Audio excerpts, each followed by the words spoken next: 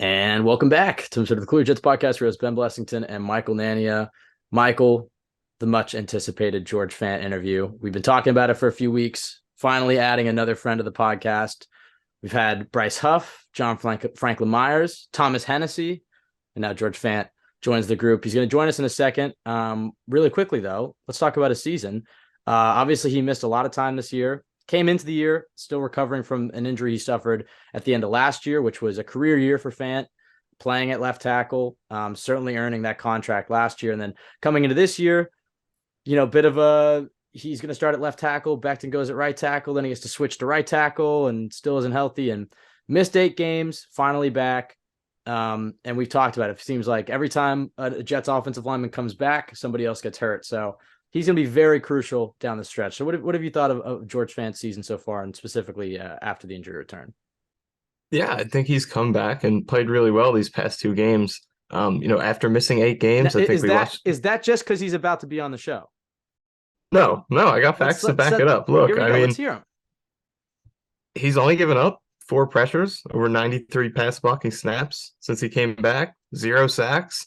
And I think you turn on the tape because tape tells all, and you see a guy who looks healthy and, getting the season clearly, wasn't 100% and had some struggles, but he took some time off. I think that quickness is back, that athleticism that he's known for, and it's really shown up these past 2 games. I know, the offensive line gave up some hits on Mike White this past game, but George Fant, I think, played really well. And I think over these past 2 games, he's given Jets fans a lot to be excited about in terms of his pass protection. And the reason that, we were going to bring him on a few weeks ago was Mike Cleats. He was, when we'll ask him about it when he gets on here, but talking about Year Up, which is the cause that he partnered with, which is a program, tuition-free job training program for young adults 18 to 29.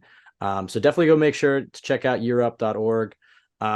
He'll talk about it in the interview a little bit, but a really cool cause, a really unique cause, and something that's important. So again, very excited about this one. Without further ado, Michael, I'd say let's just hop right into it. All right, George, thank you so much for joining us, man. This interview's been a few weeks in the making now, but so glad you could sit down and talk to us. Obviously, tough loss on Sunday. Your second game back after returning from injury. Just how good does it feel to be back on the field with the guys? Yeah, man, it feels great. Obviously I missed like 8 weeks during the season, so you never want to do that, but feeling good again. Happy to be back out there on the team.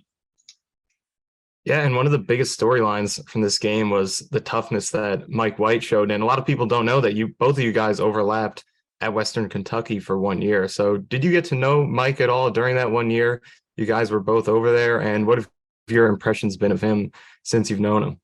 Yeah, I did, man. I switched over from basketball to football in the same year that Mike transferred. So we were both kind of on the scout team together, and had to spend that year together on the scout team and spend a lot of time together.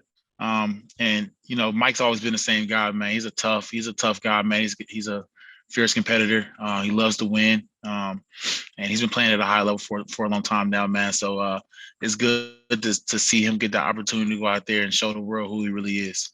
Yeah, it's been fun for us to watch, from an outside perspective, his toughness. It's just really inspiring to watch. And, speaking of Western Kentucky, like you said, you played college basketball over there. So who would you say is the best hooper on the team outside of you right now?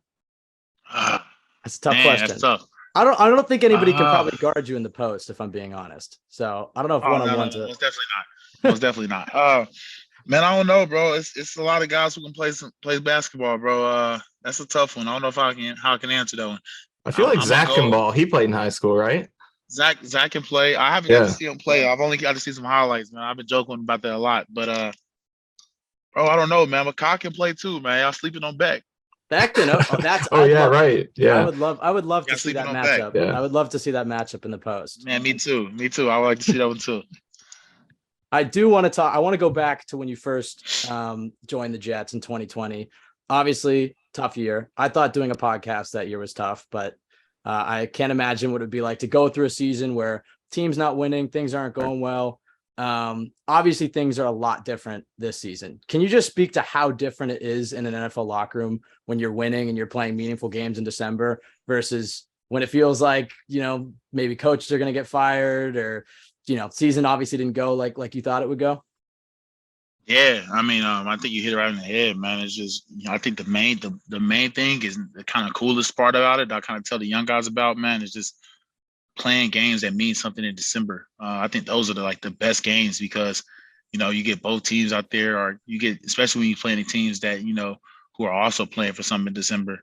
You get both teams out there playing at a high level. I think that's where you get the best quality of football because everybody's fighting for a position in the playoffs, man. So you get some of the best football those times of year, and it means everything. So everybody's playing at a high level. So I would definitely say it's that part playing in December for something. Yeah, it kind of feels like, and we were talking about this on our last podcast, how playoffs start now for the Jets. It just feels like, they're 7-6, staring playoffs right in the face, and in a way control their own destiny. When Robert Saleh got here, I think that, he's been big in the locker room talking with all his preaching about all gas, no break, and talking about the fourth quarter Jets. It's the fourth quarter of the season now, and the Jets have shown up in the fourth quarter all year. So very interested to see how you guys finish down the stretch. When Saleh got here, is there anything in particular that stood out to you in terms of, quote unquote, changing the culture? Like I'll give you an example, like when Rex Ryan came here and replaced Eric Mangini, who was the coach before him, he I think he took down the walls in his office and replaced them with windows so everybody could see in. Was there anything that Saleh did when he came in right off the bat that kind of spoke to you in terms of changing the culture? Yeah, man, I would just kind of say, I think that was just him talking about the culture in general. I had the opportunity to play out in Seattle with Pete Carroll. And that's probably one of the kind of the better cultures in the NFL. And I also knew that Coach Saleh had the opportunity to coach in Seattle with Coach Carroll. So for him to come here and kind of talk about some of those key things that we talked about in Seattle and bringing those things here to New York, I kind of knew right away what was coming. And he implemented those things and right away. And I think him going to get some free agents who believe in building a strong culture and who also came from strong cultures as well were one of the key reasons to the reason why we're here now, where we are now, looking at the playoffs. So just that in general, man, him coming in and being a good leader and being a good coach and bringing a good culture is obviously the strongest part of the things that he brought here. So what does that, what does it mean though, in terms of, like, we hear it all the time, like culture, and from a player's perspective, I guess, what are you expecting from your coaches? What does that mean to you when you talk about, like, Joe Douglas said it in one of his introductory press conferences, like, we want to build the best culture in sports. Is that just in terms of like team morale and chemistry and being focused, or is there something more to it? Yeah, it's all that, man. It's not all about football, man. It's a brotherhood. It's being able to talk and being able to be honest with each other.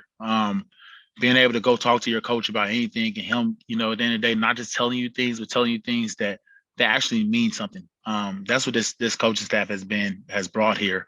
I think it's like the main thing is like, when I say that, I think it's like being able to go talk to your coach and ask him a question, and him not just telling you what you want to hear, it's telling what you need to hear, and whatever we need to do to go win games. So that's like one of the big parts of the culture that of the word culture to me in general means to me. So I think that's what they brought here. Yeah, and speaking of the coaching staff, another guy who came along with Robert Saleh from San Francisco is your offensive coordinator, Michael LaFleur. And when he came over, one of the things that we were most excited about was that wide zone run scheme that he brought over and how you fit in it with your athleticism. So what do you think are some of the benefits about LaFleur and his scheme, and how you specifically fit inside that run scheme? Yeah, I think you hit right on the head again, man. It's that wide zone, being in the same conference as them when I was in Seattle, I got to kind of see how they ran their scheme. And I thought right away that when they came here, like, this is perfect for me. Like, that's how I play. I like to get up on the edge quick. I like to, backside cutoff and all these different things that they do. I think are perfect for me. So, and I think that we kind of seen that it fits me perfectly, and it fits. I think that this offensive line is built for that. And I think Coach LaFleur was just a good offensive coordinator, and excited to work with him. Yeah, and then speaking of the rest of that offensive line, another guy who also has great athleticism and fits the scheme pretty well Unfortunately, his season came to an early end, but Elijah Vera Tucker was having an amazing season to start this year, showing off that versatility, playing 4 different positions. I want to see him play center at some point, go 5 for 5. But you have versatility as well. You played both sides of the line. So can you kind of speak about the difficulties of switching between different sides and how you're able to pull that off? Yeah, man, it's not easy.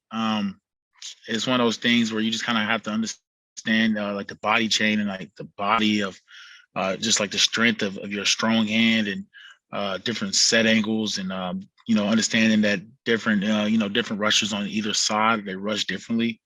I think that's probably one of the hardest things. But I'm just happy to be able to be. I'm just happy and blessed to be able to play both sides at a high level, man, and be able to do whatever I need to do for the team to help us win games. That's what I'm all about, man. And that's what my goal is to win games and make it to the playoffs here. Yeah, obviously this team is tried to build through the trenches, and they have a hell of a defensive line. You've gone up against these guys in training camp and in practice. I mean, what stands out about that group, and what makes them just such a nightmare for opposing offensive lines? Yeah, I mean, I knew in training camp that this is probably one of the best defensive lines in the NFL. You just go up and down that line, man. You got guys like JFM. He's a big defensive end who can rush the passer, who can play in the run game, who can play in multiple positions. Man, you got all kind of guys in that defensive line, man, that just up and down it. And then you obviously you got big 9-5 in there. You got Quinn in the middle, who I think is probably the best D tackle in the NFL right now, man. Defensive player of the year? Defensive player of the year? Oh, most definitely. He should be in the running for that, man, for sure. If he's not, then somebody's tripping. We just need Jets fans to vote on Twitter because they'll definitely win. I don't know if you've noticed the amount of Rookie of the Week belts that have come through Florham Park this year. Exactly, bro. Exactly, bro. And then I just think that, man, we just got really good defense, man. In general, I think they're one of the best defenses in the NFL and football in general, man. So I would just say that, man, that those guys are just gonna keep stacking these days, man. And we got 4 weeks left, man, for them to really implement themselves and show that they're the best defense in the NFL. It's fourth quarter Jets, man. It's fourth quarter of the season. They've shown up in the fourth quarter all year. Yeah. We do want to talk to you about the cause you partnered with for My Cause, My Cleats. We talked about it in the intro, but what can you tell us about Year Up and what made you want to partner with them? Yeah. So Year Up, man. It's just they're the organization that deals with young adults and the youth in the community, help them with free job training, and also help them get internships at really good companies like Uber and Bank of America and even more. For me, I would just say that the reason I want to partner with them is that for myself and my foundation, we love helping the youth as well, and we thought that we think that the reason that Year Up is so cool is that they're helping the youth and helping people build their careers and figure out what they want to do with their lives. I thought that was kind of the coolest part, man. So when I saw that, I jumped at the opportunity to partner with them. They're a really good organization. If sports didn't work out for you, did you have a career in mind that you maybe would have liked to pursue, or if you look back, do you think that you could have been good at? Yeah, I always wanted to be like a sports commentator. I was. There we go. Okay. Somehow, man. Hey, anytime you want to come on the podcast, George, anytime you want to come on the podcast. I can talk sports now. I can talk sports. I'm more like Shaq. I'm like Shaq, man. I can get up there and talk about anything. All right. Well, there's a very important topic relating to this podcast. We've talked about it pretty much since the inception, and I apologize for even asking you this, but the uniforms. How do you feel about them? How does the locker room feel about them? Because every week, Michael and I end the podcast, we talk about the unis, which I know probably sounds. Which one you like the best? Michael, I'm going to go white on white, but the white on black and some of the success you guys had. You don't like the white on white? No, the O-lineman don't. White on white is straight, bro. But that's what I'm saying, bro. You got to look at me in that white on white, bro. That white don't do me justice. I have heard that. I think Mike DeVito, the former Jets defensive tackle, he told us the big guys don't like the white on white. Yeah, bro. But the white on black is nice, but I'm gonna have to go with that black on black with the black helmet. Okay, yeah. There we go. Filthy, bro. Like it's crazy. I like it a lot. Do you have any intel on why they haven't worn green this season?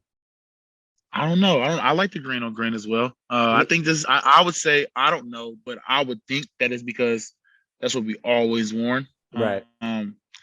So I think we want to switch it up with the black. kind of throw something different in there. But I would think that's why we haven't worn it yet. But I don't know. All right. Well, George, that was the only question we had to make sure we asked you once we booked this interview. Thank you so much for joining us. We really appreciate you taking time to talk to us. Best of luck with the rest of the season. We just want to say thank you because this is the best Jet season we've had in a long time. So it's been a joy to watch, and hopefully you guys can close it out down the stretch. Thanks, man. Happy to be a part of it, man. All right. And thank you to George Fant for joining the pod. Michael, it's been a long time since we've had a friend of the pod, so I'm glad we got to add to the list. I regret that I didn't ask him because the interview ended and I forgot. The Jets are playing the Lions this week. Penny Sewell went viral this week with the little clip of him running to the flat and catching a pass. But a lot of people forget Fant in Seattle was doing that years ago before Sewell was even in the league. So maybe we'll see a George Fant pass this week. You can follow us at CYJ Pod on Twitter, Michael_Nania, myself, Ben W. Blessington. Go to jetsxfactor.com, best place to go for Jets content. A lot of great podcasts on the network and obviously daily articles. Subscribe to the YouTube, and if you can, rate, review, subscribe on iTunes. That helps us out a ton. Thank you everybody for listening. Have a great week. We'll be back on Friday previewing a big game against the Detroit Lions.